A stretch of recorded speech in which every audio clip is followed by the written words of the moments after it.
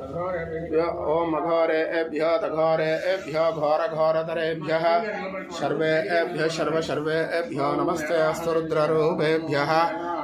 ओम श्रुतिस्मृतिपुराणानाम् आलयं करुणालयं नमामि भगवत्पादं शङ्करं लोकशङ्करं शङ्करं शङ्कराचार्यं केशवं बादरायणं सूत्रभाष्यकृतं वन्दे भगवन्तं पुनः पुनः।